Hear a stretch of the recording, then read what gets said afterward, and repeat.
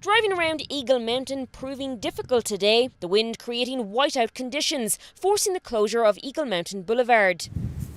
But the wind isn't just blowing around sand and dust. It's the first year we've had the problem, and it's not good. It's also creating towers of tumbleweed. Welcome to my house. James Cawley, who lives on Carriage Hill Drive, posting earlier on Facebook how the rolling plants are up to his roof. I'm now in the tumbleweeds. The situation isn't quite as bad down the street at Corey Larson's home. We ran and grabbed rakes and came out, and we got it out of here in about 5 minutes. But the problem is it'll just be back. The city is sympathetic, especially where Cawley's house is concerned. And I definitely felt for him. That's pretty overwhelming. I think anybody in his position would feel overwhelmed by how to tackle that. We're told burning is an option. He would have to follow the procedures for doing so. But a tumbleweed roundup is in the works. The city is doing a community cleanup event this weekend. The city will dispose of the tumbleweed at a specific drop-off site over the next few days, but most residents will have to get them there themselves. They're pokey and they're just not fun to touch. And they're heavy in masses. If we didn't have the wind helping us, it would have been a really big job.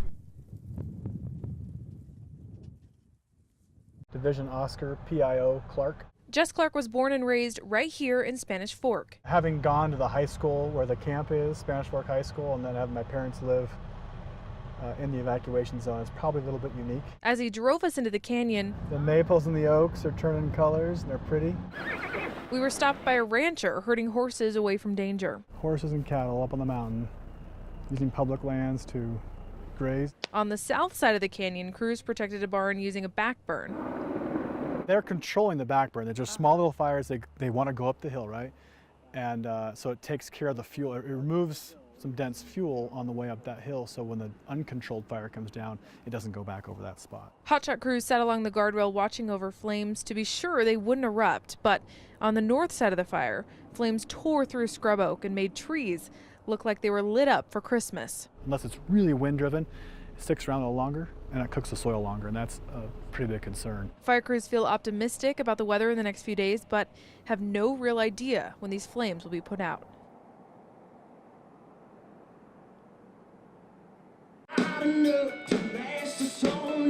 There's nothing quite like it. The sounds of a summer festival as fun and music fills the air. It's a far cry from what Christy Schreiber experienced at her last festival. Hey, they're shooting right at us, guys. Everybody stay down. Schreiber and her daughter survived, but 58 others died that night. This weekend, she and a group of other survivors were determined to enjoy the music again. Because it's something that we love. It's something that we've done for years and years. A love of country music brought them back, but it wasn't easy walking through the front gates. It kind of just stuns you for a minute because you don't know what's going to happen. You don't know if it's going to be like the last one. Even putting on a festival wristband brought back emotions. It was hard at first, but you have to just get over your fear, and you just have to,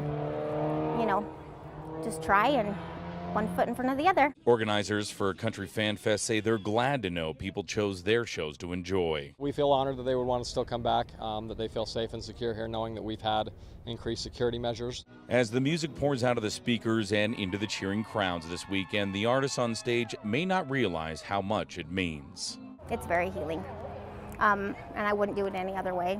I mean, it was such a tragedy that this happened and that 58 lives were lost. But you know what? I mean, there is nothing that brings more joy to me than being here. Over the summer, 20-year-old Angelina Gonzalez took her last breath on the cold, hard asphalt of Saltaire's parking lot. We are getting a call of a possible overdose that occurred last night at the Raves. That same night, a 28-year-old man would fall from an overpass, his body coming to rest on I-80. He might have survived the tumble if not for the vehicles traveling freeway speed. We've had a few fatalities along this roadway as a result of people consuming illegal drugs and alcohol at this event. Although the two who died that night did not know each other, they had one thing in common.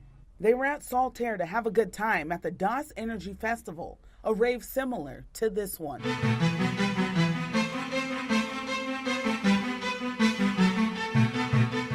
These type of events present a lot of problems for law enforcement. Lieutenant Jason Ackerman, Unified Police, was one of 20 law enforcement officers hired by event promoters to ensure the safety of partygoers this night. We've seen everything from assaults to pretty severe cases of medical problems. We've seen sexual assaults. We've seen overdoses and really all those things of that nature.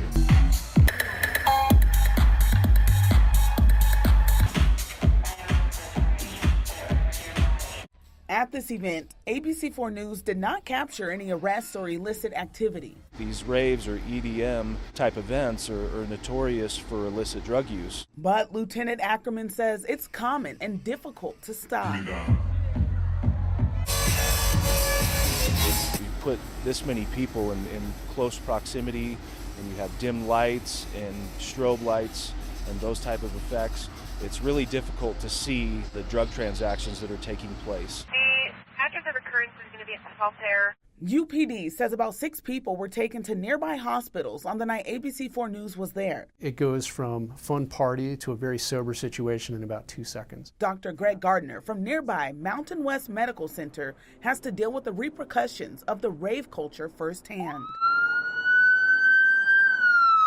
Dropped off by a friend at the ER this morning at 5 o'clock. They get dropped off, and there's usually a gaggle of friends behind them all freaked out that Johnny's not breathing anymore because they didn't think that this was going to happen. Dr. Gardner says most of the patients he treats from raves have OD'd on club drugs like ecstasy, GHB, LSD, cocaine, mushrooms, and more. You don't know what it is that you put into your body. You have no idea. Did you put rat poison in there? Did you put a bunch of bleach? Who knows? You don't know. I've had people that believe that demons are trying to eat them. Clear. I've had people that don't know where they're at. Just taking acid, Molly. I've had people that are seeing things that really aren't there. Low GCS of 10. Completely gripped in fear, shaking in a bed, just terrorized by something, but you can't tell what it is. It's some scary stuff. Sergeant Nick Street with Utah Highway Patrol says the dangers of these events extends to nearby highways. There have been occasions, in fact, I've experienced myself, where you pull over an impaired motorist and the people in the car are so impaired they don't realize that one of their passengers is ODing. Sergeant Street has responded to reports of injuries along the highway just outside Saltaire. Ravers high on drugs and struck by cars, but the owners of Saltaire say they are working to improve safety.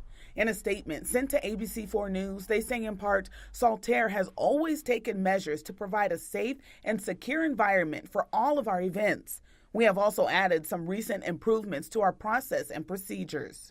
Those improvements include signs warning drivers not to park along the highway, Uber and Lyft drivers, and extra security. Those are all awesome steps. Those are great steps to take. But at the same time, that doesn't mean the scene isn't what it was in the past, or that the same dangers aren't going to be there. I'm Brittany Johnson, ABC4 News. In the heart of Alpine, you'll find this. Yep, and mix it in there. A room filled with paintings of Disney characters, animals, and so many more. We'll see what happens if we calm it down.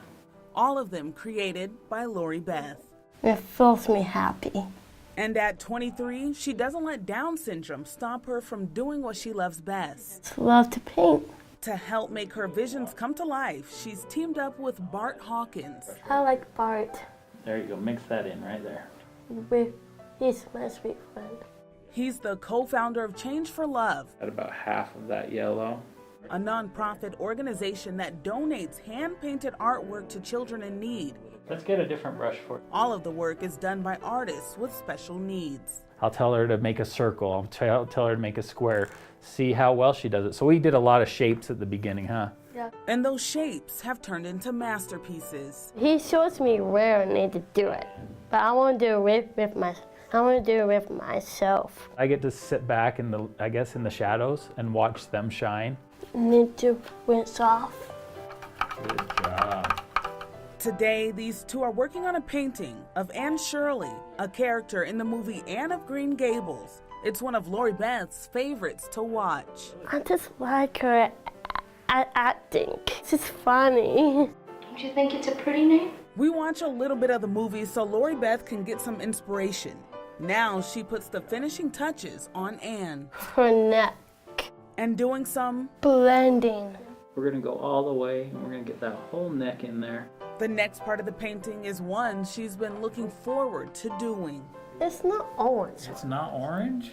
It's red hair? It's red. I like her carrot hair. She has carrot hair? Yeah, I love carrots. We're gonna make it extra carroty then. I think we should, don't you? That'd be funny. When this painting is complete, Lori Beth will find a child to donate it to. One that's going through hard times, just as she's done in the past. They touched my heart. Reporting in Alpine, I'm Brittany Johnson, ABC4 News.